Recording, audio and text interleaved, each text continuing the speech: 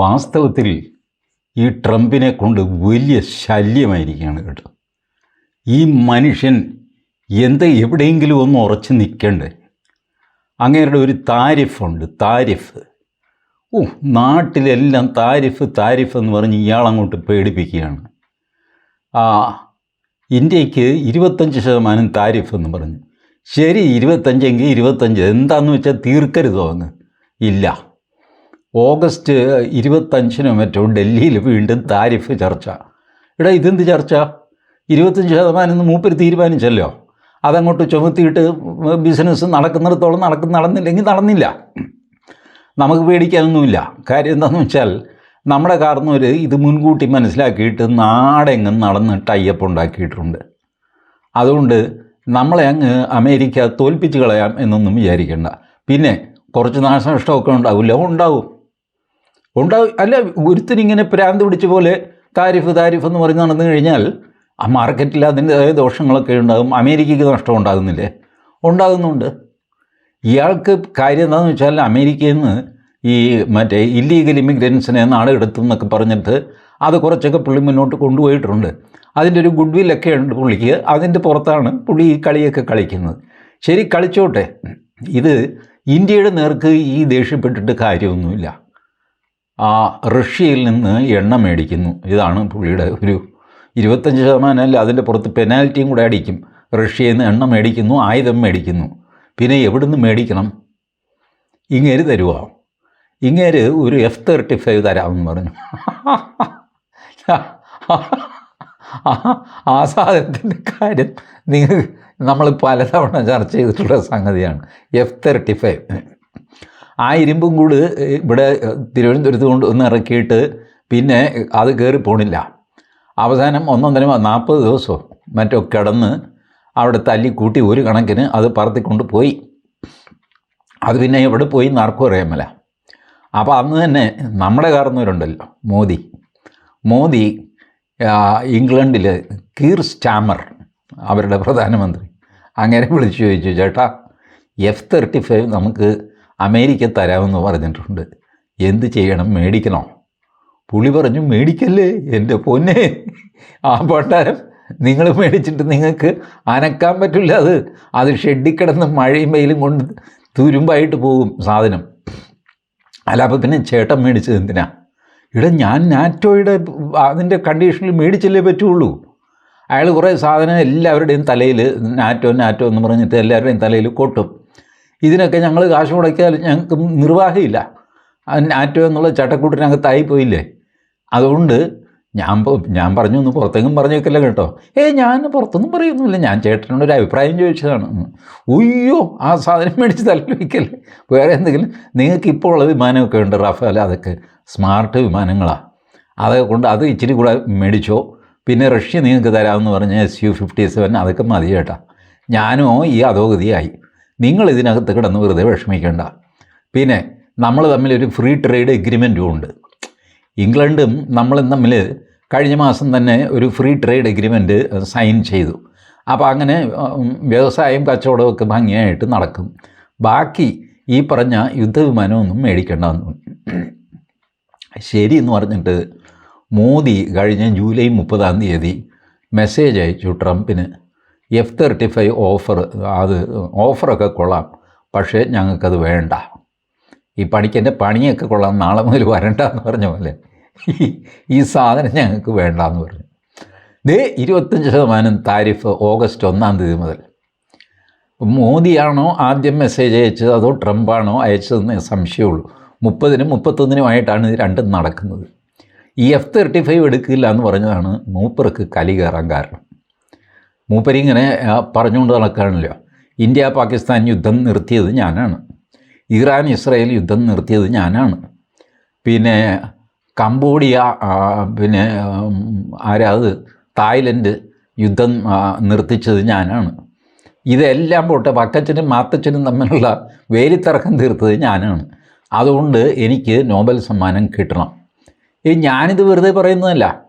White ഹൗസിൻ്റെ press secretary announce ചെയ്യുകയാണ്, ഇന്ന യുദ്ധങ്ങളൊക്കെ ഞങ്ങൾ നിർത്തി. അതിനകത്ത് ഞാൻ ഈ പറഞ്ഞ കാര്യങ്ങളൊക്കെ ഉണ്ട്. ഈ വക്കച്ചനും മാത്തച്ചനും തമ്മിലുള്ള അതിരുതർക്കം, ആ തങ്കമ്മയെ ഗർഭിണിയാക്കി എന്ന് പറഞ്ഞിട്ട് ചെല്ലപ്പനെ അറസ്റ്റ് ചെയ്ത സംഭവം, ഇതെല്ലാം സമരിയാക്കിയത് ഡൊണാൾഡ് ട്രംപാണ്. അതിനാൽ അദ്ദേഹം ഈ നോബൽ സമ്മാനത്തിന് അർഹനാണ് എന്ന് വൈറ്റ് ഹൗസിൻ്റെ പ്രസ് സെക്രട്ടറി വിളിച്ചു പറയുന്നു. ഒരു പെണ്ണുമ്പിള്ള മൈക്ക് വെച്ച് വിളിച്ച് പറയുക.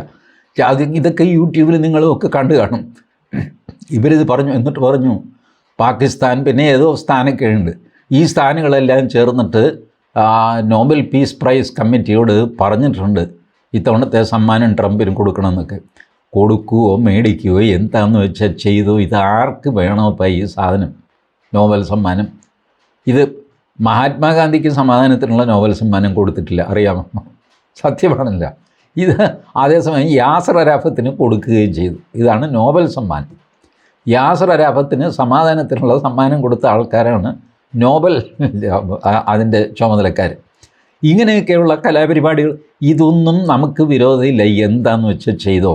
ഇനി 25% താരിഫാണോ, അതങ്ങോട്ട് ചെയ്ത് തൊലയ്ക്ക്. വെറുതെ ഈ കിടന്ന് നാക്കെടുത്താൽ ഇങ്ങനെ പുളിച്ച തെറിയേ പറയുള്ളൂ. ഒരു രാജ്യത്തിൻ്റെ പ്രസിഡൻറ്റിനും പറയാൻ കൊള്ളാമെന്ന് വർത്തമാനമാണ്. ബാക്കിയുള്ളവരുടെയൊക്കെ ദേഹം പൊളിച്ചു പോകുന്നു ഈ വർത്തമാനം കേട്ടിട്ട്. മറ്റ് രാജ്യങ്ങളൊന്നും മിണ്ടുന്നില്ല, അത് അവർ മാന്യന്മാരായതുകൊണ്ടാണ്. ഇയാൾ നെതന്യാഹുവിനെ തെറി പറഞ്ഞു. 60 രാജ്യങ്ങൾ ഇയാളുമായിട്ട് ഈ താരിഫ് കരാർ ഒപ്പിട്ടു. 60 countries have come to kiss my ass. ഇതൊക്കെ എന്ത് തെമ്മാടിത്തരമാണ്, എന്തൊരു വൃത്തികളാണെന്ന് ആലോചിച്ച് നോക്കി. ഇയാൾ ആരെ ഈ പേടിപ്പിക്കുന്നത്? ഇയാളെ പേടിച്ചാണോ ലോകം ജീവിക്കുന്നത്? കയ്യിൽ കുറേ കാശുണ്ടെന്ന് വിചാരിച്ചിട്ട് ഈ തെമ്മാടിത്തരം ആരും സഹിക്കാനൊന്നും പോകുന്നില്ല. അതുകൊണ്ടാണ് ഇന്ത്യ ആദ്യമായിട്ട് സുവ്യക്തമായൊരു മറുപടി കൊടുത്തു. മോദിയൊന്നുമല്ല, ട്രംപിന് മറുപടി കൊടുക്കുന്നത്. അതാണ് നമ്മുടെ ഭാഗത്തു നിന്നുള്ളൊരു കളി. ട്രംപിന് മറുപടി മോദി കൊടുക്കുകയില്ല, വേറെ ആരും കൊടുക്കുകയില്ല. ട്രംപിന് മറുപടി കൊടുക്കുന്നത് വിദേശകാര്യ വകുപ്പിലെ വക്താവാണ്. അദ്ദേഹം ജയ്സ്വാലാണ് ക്ലീനായിട്ട് വന്നിട്ട് റിപ്ലൈ കൊടുക്കുന്നത്. അപ്പോൾ ഇന്ത്യ ഈ കണക്കുകളൊക്കെ പറഞ്ഞു. അല്ല, ഞങ്ങൾ റഷ്യയിൽ നിന്ന് എണ്ണ വാങ്ങുന്നു, എണ്ണ വാങ്ങുന്നതിന് നിരോധനമൊന്നുമില്ല. ആകെ നിങ്ങൾ ആദ്യം പറഞ്ഞ്, നിങ്ങൾ നാറ്റോയൊക്കെ കൂടിയിട്ട് പറഞ്ഞു ഉക്രൈൻ യുദ്ധമാണ്, $60 താഴെ വിലയുണ്ടെങ്കിൽ നിങ്ങൾക്ക് വാങ്ങാം, 60 കൂടുതൽ വാങ്ങാൻ പാടില്ല. ഓ ശരി, 60 താഴ്ത്തി എണ്ണ തന്നു റഷ്യ, ഞങ്ങളത് വാങ്ങി. അന്ന് ജോ ബൈഡൻ്റെ കാലം 2022 ഈ യുക്രൈൻ യുദ്ധം തുടങ്ങുന്ന സമയം ജോ ബൈഡൻ കൊള്ളാം, നന്നായി എന്ന് ഇന്ത്യയോട് പറഞ്ഞു. കാര്യം എന്താണെന്നറിയാമോ? ഈ റഷ്യ ഉക്രൈൻ യുദ്ധം തുടങ്ങിക്കഴിഞ്ഞപ്പോൾ റഷ്യയുടെ എണ്ണ മേടിക്കുകയില്ല യൂറോപ്യൻ രാജ്യങ്ങളെന്ന് തീരുമാനിച്ചപ്പോൾ ഒപെക് രാജ്യങ്ങളിലെ ഓയിൽ പ്രൊഡ്യൂസിങ് രാജ്യങ്ങളുണ്ടല്ലോ, നമ്മളുടെ ഗൾഫ് കൺട്രീസ് എല്ലാം, അവരുടെ എല്ലാം എണ്ണ യൂറോപ്പിലേക്ക് പോകാൻ തുടങ്ങി. അപ്പോൾ ഇൻ്റർനാഷണൽ മാർക്കറ്റിൽ എണ്ണ ഷോർട്ടേജ് വരികയും വില കൂടുകയും ചെയ്യും. അപ്പോഴാണ് ഇന്ത്യ, മേജർ കൺസ്യൂമറാണ് ഇന്ത്യ. അപ്പോൾ ഇന്ത്യ റഷ്യയിൽ നിന്ന് വാങ്ങാൻ തുടങ്ങി. അപ്പോൾ എന്തായി? ഇൻ്റർനാഷണൽ മാർക്കറ്റിൽ വില കൂടാതെ നോക്കാൻ പറ്റി. ഇന്ത്യക്ക് കുറഞ്ഞ വിലയ്ക്ക് എണ്ണയും കിട്ടി, ഇൻ്റർനാഷണൽ മാർക്കറ്റിൽ എണ്ണ വില കൂടാതെ നോക്കി. അപ്പം ജോ ബൈഡൻ പറഞ്ഞു ഇത് നല്ല കാര്യമാണ് ഇന്ത്യ ചെയ്യുന്നത്, നിങ്ങൾ ചെയ്തു എന്ന് പറഞ്ഞു. ഏതായാലും നമ്മൾ സന്തോഷമായിട്ട് ചെയ്തു. ഇതൊക്കെ ചെയ്യുമ്പോഴും ഈ പണ്ടാരക്കാലം വന്നു കഴിഞ്ഞപ്പോൾ ട്രംപ് വന്ന് മോദി അങ്ങനെ പോയി കണ്ട് കഴിഞ്ഞ ജാനുവരിയിലാണ്. അപ്പോൾ പറഞ്ഞു കുറച്ച് എണ്ണയെങ്കിലും അമേരിക്കയിൽ നിന്ന് മേടിക്കണം. അല്ല, അമേരിക്കയിൽ വലുതായിട്ട് എണ്ണയും പിണ്ണാക്കൊന്നും ഇല്ലല്ലോ ചേട്ടാ. അല്ല, ഉള്ളത് എന്തെങ്കിലും എൻ്റെ നിന്നും മേടിച്ചേ പറ്റുള്ളൂ. അങ്ങനെ എന്തോ 0.07 അങ്ങനെ എന്തോ % എണ്ണ അമേരിക്കയിൽ നിന്ന് ഇപ്പോഴും മേടിക്കുന്നുണ്ട് ഇന്ത്യ. ഇരിക്കട്ടെ, ചായ കുടിക്കാനുള്ള കാശ് അവർക്ക് ഇരിക്കട്ടെ എന്ന് പറഞ്ഞിട്ട്. ഇതിപ്പോൾ ഇങ്ങനെ വന്നു കഴിഞ്ഞപ്പോൾ അങ്ങോട്ടങ്ങ് വലിയ ആളായിട്ട് ഈ റഷ്യ യുക്രൈൻ യുദ്ധം നമ്മൾ കാശ് കൊടുത്ത് നടത്തിച്ചു എന്നുള്ള മട്ടിലാണ് നമ്മുടെ നേർക്ക് തട്ടിക്കയറുന്നത്. യുക്രൈനിൽ പിള്ളേർ മരിക്കുന്നത് കണ്ടില്ലേ? എത്ര കുട്ടികളെയാണ് ഇന്ത്യ കൊന്നു തള്ളുന്നത്. ഇന്ത്യ എന്ത് പഴിച്ചു അതിൽ? ഇപ്പോൾ ഇന്ത്യ എണ്ണ മേടിക്കും, ഇന്ത്യ പിണ്ണാക്ക് മേടിക്കും, പരുത്തിക്കുരു മേടിക്കും. ഈ കടക്കാരൊക്കെ അവരുടെ പിള്ളേരെ എന്താ ചെയ്യുന്നതെന്ന് നോക്കിയിട്ടാണോ കടയിൽ നിന്ന് നമ്മൾ സാധനം മേടിക്കുന്നത്? റഷ്യ യുക്രൈനിൽ യുദ്ധം ചെയ്യുന്നോ വേറെ എവിടെയെങ്കിലും യുദ്ധം ചെയ്യുന്നോ അത് നമ്മളെ ബാധിക്കുന്ന കാര്യമല്ല. നമ്മളതിൽ പാർട്ടികളുമല്ല. നമുക്ക് എണ്ണ വേണം, പറഞ്ഞ വിലയ്ക്ക് കിട്ടുന്നുണ്ട്, നമ്മൾ മേടിച്ചു. ഇത് കഴിഞ്ഞിട്ട് ഇവർ വീണ്ടും ഒരു തീട്ടൂര് ഇറക്കി $45 താഴെയാണെങ്കിൽ റഷ്യ എണ്ണ വിൽക്കാവുള്ളൂ എന്ന്. റഷ്യ 45 താഴെ വിറ്റ് തുടങ്ങി. ചൈന മേടിച്ചു, നമ്മളും മേടിച്ചു, നാട്ടുകാരെല്ലാം മേടിച്ചു. നമ്മുടെ നേർക്ക് മാത്രം കുത്തിച്ചാടുന്നു. 25% താരിഫ്. പാകിസ്ഥാൻ, ഇങ്ങേര് പറയുന്നിടത്ത് എല്ലാം ഒപ്പിട്ട് കൊടുത്ത് ജീവിക്കുന്ന രാജ്യമാണ് പാകിസ്ഥാൻ. ഇങ്ങേര് എന്ത് ചെയ്തു കഴിഞ്ഞാലും പാകിസ്ഥാന് സമ്മതമാണ്. അവരെല്ലാം സമ്മതിച്ചു. എല്ലാം സമ്മതിച്ചു കഴിഞ്ഞപ്പോൾ ട്രംപ് അനൗൺസ് ചെയ്തു 19% താരിഫ്. ഇന്ത്യക്ക് 25, പാകിസ്ഥാന് 19. അതെന്താ ചേട്ടാ 19% താരിഫ്? അതിരിക്കട്ടെ എന്ന് വിചാരിച്ച് ചെയ്തതാണ്. പറഞ്ഞതെല്ലാം കേട്ടു. മൂക്ക് കൊണ്ട് ഇക്ഷ വരയ്ക്കാൻ പറഞ്ഞു, ഇക്ഷയും വരച്ചു പാകിസ്ഥാൻ. എന്നിട്ട് 19% താരിഫ് അടിച്ചു. ബ്രസീലിന് 50%. അതെന്താ? അതങ്ങനെയാണ്. സിറിയയ്ക്ക് 41%. സിറിയ ദാരിദ്ര്യം കൊണ്ട് പാണ്ടാരടങ്ങി ഇസ്രായേലിൻ്റെ അടിയും കൊണ്ട് വഴിയാധാരമായിട്ട് പഴയ ISIS-കാരനാണ് അവിടെ ഭരിക്കുന്നത്. ഇതേ ട്രംപാണ് സൗദി അറേബ്യയിൽ പോയിട്ട് പറഞ്ഞത് സിറിയയ്ക്ക് മേലുള്ള ഉപരോധമെല്ലാം പിൻവലിച്ചു. അത് മഹാക്രൂരതയായി പോയി. It was so cruel to apply sanctions on Syria എന്നൊക്കെ പറഞ്ഞ മനുഷ്യൻ 41% അവർക്ക് താരിഫ്. അവരുടെ നിന്ന് എന്ത് മേടിച്ചിട്ടാണ് ഈ താരിഫ് എന്നറിയാൻ മേല.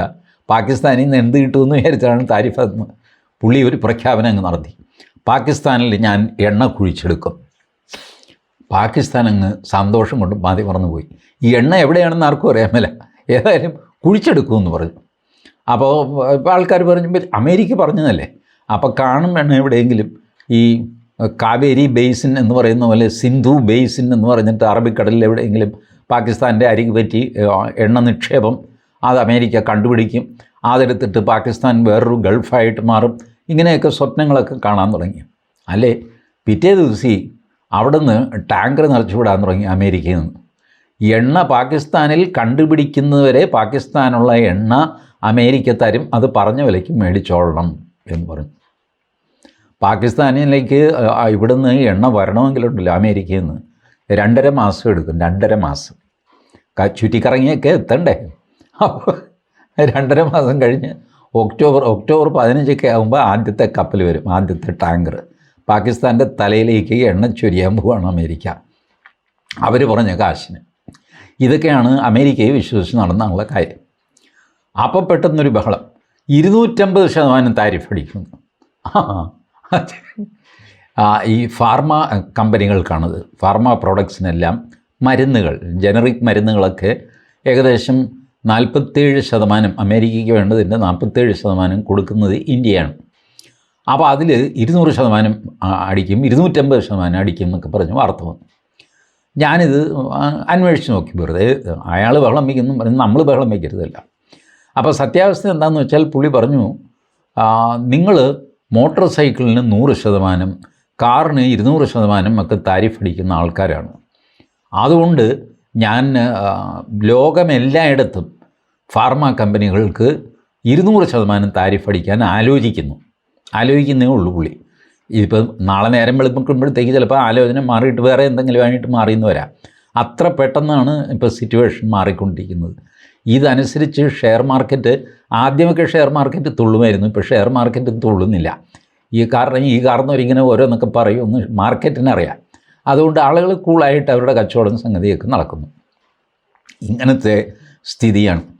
ഇപ്പോൾ ട്രംപ് ഒരാളിനെ, ഒരു ദൂതനെ, പുള്ളിയുടെ അയാളൊരു ഡെവലപ്പറാണ് കേട്ടോ. നമ്മുടെ ഈ ഡെവലപ്പേഴ്സ് ഉണ്ടല്ലോ, ഫ്ലാറ്റ് കച്ചവടമൊക്കെ നടത്തുന്ന ആൾക്കാർ, ലാൻഡ് ഡെവലപ്പേഴ്സ്, അതിലെ ഒരാളിനെയാണ് പുള്ളിയുടെ പഴയ കൂട്ടുകാരനാണ്, ചെറുപ്പം മുതലേയുള്ള. ഇയാളെ റഷ്യയ്ക്ക് അയക്കുകയാണ്.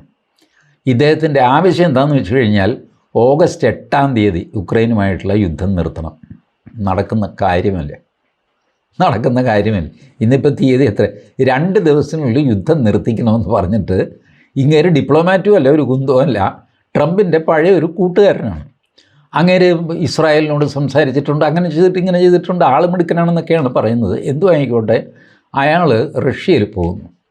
റഷ്യ പറഞ്ഞു അമേരിക്കൻ ഗവൺമെൻറ് അയക്കുന്ന ആളല്ലേ, അപ്പോൾ അയാൾ അമേരിക്കൻ പ്രതിനിധിയാണ് ഞങ്ങളെ സംബന്ധിച്ചിടത്തോളം. അയാൾ വിദേശകാര്യ വകുപ്പിലെയാണോ പ്രതിരോധ വകുപ്പിലെയാണോ വെറുതെ വഴിയെ പോകുന്ന ആളാണോ, ഇതൊന്നും ഞങ്ങൾ നോക്കേണ്ട കാര്യമില്ല, വരട്ടെ നമുക്ക് സംസാരിക്കാമെന്ന് പറഞ്ഞു. എന്ത് ചെയ്തു കഴിഞ്ഞാൽ റഷ്യ അമ്പിനും വില്ലിനും അടുക്കുന്നില്ല, ചൈന അടുക്കുന്നില്ല. ചൈനയുമായിട്ട് താരിഫിന് ബലം പിടിച്ച് പുള്ളി 150% വരെയൊക്കെ പറഞ്ഞ് വഴക്കും ബഹളമൊക്കെ ആയി ചൈന കല്ല് പോലെ, അരകല്ലിന് കാറ്റ് പിടിച്ച പോലെ ഇങ്ങനെ ഇരിക്കുകയാണ് ചൈന. അവസാനം പുള്ളി ഇപ്പോൾ പറഞ്ഞു 3 മാസത്തെ സമയം കൂടെ തരാം. അപ്പോൾ അത്രയേ ഉള്ളൂ. അടുത്ത 90 ദിവസം കിടക്കുന്നു, നമുക്ക് ആലോചിക്കാം എന്ന് പറഞ്ഞ് ചൈന നിൽക്കുന്നു. റഷ്യ അനങ്ങുന്നില്ല, മിണ്ടുന്നില്ല. നീ എന്ത് വേണമെങ്കിൽ ചെയ്തോളാമെന്ന്. വന്നും പോയും പേടിപ്പിക്കാൻ അയാൾക്ക് കണ്ടത് ഇന്ത്യയാണ്. ഇന്ത്യയും അനങ്ങുന്നില്ല. നരേന്ദ്രമോദിക്ക് ഒരു കുലുക്കവുമില്ല. ഇപ്പോൾ ദേ പുതിയ വാർത്ത അമേരിക്കയിൽ നിന്ന് വരുന്നു. ബ്രഹ്മോസ് മിസൈൽ ന്യൂക്ലിയർ ആയുധം ഘടിപ്പിക്കാൻ പറ്റും എന്ന് അമേരിക്കയ്ക്ക് മനസ്സിലായി. ഘടിപ്പിച്ചതായിട്ട് കഴിഞ്ഞ ഓപ്പറേഷൻ സിന്ദൂറിനിടയ്ക്ക് അത് ഉപയോഗിച്ചോ എന്ന് സംശയം. നൂർഖാൻ ബേസ് തകർത്തപ്പോൾ അത് അമേരിക്കയുടെ ചങ്കിൽ കൊണ്ടുപോലെയായി. കാരണം പാകിസ്ഥാനിലിരിക്കുന്ന ആണവായുധം എന്നൊക്കെ പറഞ്ഞ് പാകിസ്ഥാൻ ഉണ്ടാക്കിയതൊന്നുമല്ല, പണ്ട് അമേരിക്കക്കാരനും ഇവിടെ പാകിസ്ഥാനിൽ കൊണ്ടുവന്ന് വെച്ചതാണ്. അത് പാകിസ്ഥാനെയും പേടിപ്പിക്കും, ചൈനയെയും പേടിപ്പിക്കാം. ഈ 2 ഉദ്ദേശത്തോടെയാണ് അത് അവിടെ വെച്ചത്. അത് അമേരിക്കൻ ബേസാണ്, അവിടെ പാകിസ്ഥാൻകാർക്ക് പോലും പ്രവേശനമില്ല. പാകിസ്ഥാനിൽ 3, 4, 5 അമേരിക്കൻ ബേസസ് ഉണ്ട്. അതിൽ പാകിസ്ഥാൻ പട്ടാളക്കാർക്ക് പ്രവേശനമില്ല, അമേരിക്കൻ പട്ടാളക്കാരാണല്ല നോക്കുന്നത്. ഇത്രയധികം അടിമ കിടക്കുകയാണ് പാകിസ്ഥാൻ. ചൈനയും കയറി മേയും, അമേരിക്കയും കയറി മേയും. ഈ അവസ്ഥയാണ് പാകിസ്ഥാൻ്റെ. അങ്ങനെ ഇരിക്കുമ്പോഴാണ് നമ്മളുടെ ബ്രഹ്മോസ് പ്രയോഗം ഓപ്പറേഷൻ സിന്ദൂറിൽ. ആ ബ്രഹ്മോസ് പ്രയോഗം അമേരിക്കയ്ക്ക് വലിയ ഷോക്കായെന്നും അതിനെ തുടർന്നാണ് ഈ 25% മുതൽ 200% വരെയൊക്കെ ഇങ്ങേര് ഗീർവാണമടിക്കുന്നതെന്നും കേൾക്കുന്നു. ശരിക്കു പറഞ്ഞാൽ കൃത്യമായിട്ട് ഇപ്പോൾ ഇന്ത്യയും അമേരിക്കയും തമ്മിലുള്ള ബന്ധം, അതിൽ ഈ താരിഫ് എത്ര ശതമാനം, ഇത് കൃത്യമായിട്ട് ആർക്കും അറിഞ്ഞുകൂടാ എന്നുള്ള സ്ഥിതിയാണ്. കച്ചവടക്കാരെല്ലാം അവർക്ക് തോന്നിയ വിലയ്ക്ക് വിൽക്കുന്നുണ്ട്, തോന്നിയ താരിഫ് അമേരിക്ക അടിക്കുന്നുണ്ട്. ഒന്നിനും ഒരു വ്യവസ്ഥയുമില്ലാതെ കുഴഞ്ഞു മറിഞ്ഞ് കിടക്കുകയാണ്. അത് ഇന്ത്യയുമായിട്ട് മാത്രമല്ല, ഏകദേശം എല്ലാ രാജ്യങ്ങളുമായിട്ടും ട്രംപ് ഇങ്ങനെയാണ് ഡീൽ ചെയ്തുകൊണ്ടിരിക്കുന്നത്. അങ്ങനെ ഡീൽ ചെയ്താൽ അതിനും കുഴപ്പമില്ല എന്നുള്ള മട്ടിലാണ് നമ്മൾ നിൽക്കുന്നത്. കാരണം നമ്മൾ നമ്മുടെ മാർക്കറ്റ് മെല്ലെ സൗത്ത് ആഫ്രിക്കൻ രാജ്യങ്ങൾ, ലാറ്റിൻ അമേരിക്കൻ രാജ്യങ്ങൾ, ഓസ്ട്രേലിയ, മറ്റ് രാജ്യങ്ങൾ, ചെറുതും വലുതുമായ രാജ്യങ്ങളിലേക്കായിട്ട് നമ്മൾ മെല്ലെ മാർക്കറ്റ് മാറ്റിക്കൊണ്ടിരിക്കുന്നു. അതുകൊണ്ട് അമേരിക്ക എങ്ങനെ തലകുത്തി മറിഞ്ഞു കഴിഞ്ഞാലും നമുക്ക് സാരമായ പരിക്കൊന്നും പറ്റില്ല. എന്നാൽ ചില പരിക്കുകൾ പറ്റുമായിരിക്കാം.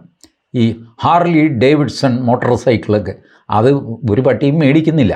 അങ്ങനെ ആരെങ്കിലും മേടിക്കുന്നുണ്ടെങ്കിൽ അവർക്ക് ചിലപ്പോൾ അതിന് എന്തെങ്കിലും കാശ് കൂടുതലോ കുറവോ ഒക്കെ സംഭവിച്ചു എന്ന് വരാം. ടെസ്ല കാർ മേടിക്കാൻ തീരുമാനിച്ചു, അതിന് പോയി കഴിഞ്ഞാൽ ചിലപ്പോൾ കൈപൊള്ളി എന്നൊക്കെ വരാം. ഇങ്ങനെ നമുക്ക് കുറച്ച് എന്തൊക്കെ പറഞ്ഞു കഴിഞ്ഞാലും ഒരു മലൻ ഇങ്ങനെ ഭ്രാന്ത് പിടിച്ച് നിൽക്കുമ്പോൾ എന്തെങ്കിലുമൊക്കെ പരിക്ക് പറ്റാതിരിക്കുമോ? ആന വരണ്ടു എന്ന് പറഞ്ഞിട്ട് അമ്പലപ്പറമ്പിൽ ബഹളം നടക്കുന്ന പോലെ ചില്ലറ പരിക്കുകളൊക്കെ നമുക്കും പറ്റിയെന്ന് വരും. അതിലപ്പുറം അമേരിക്ക നമ്മളെ അങ്ങ് പേടിപ്പിക്കാനോ മൂക്കിലിട്ട് വലിക്കാനോ ഒന്നുമില്ല. അങ്ങനെ 140 കോടി ജനങ്ങൾ പേടിക്കാനും തീരുമാനിച്ചിട്ടില്ല. അതുകൊണ്ട് ട്രംപ് എന്ന് പറയുന്ന കാർന്നോര് മര്യാദയ്ക്കൊക്കെ പോയി കഴിഞ്ഞാൽ അങ്ങേർക്ക് കൊള്ളാം എന്നുള്ളതല്ലാതെ മറ്റ് ലോകരാജ്യങ്ങൾക്ക് ഒരു ചുക്കും വരാനില്ല. Thank you.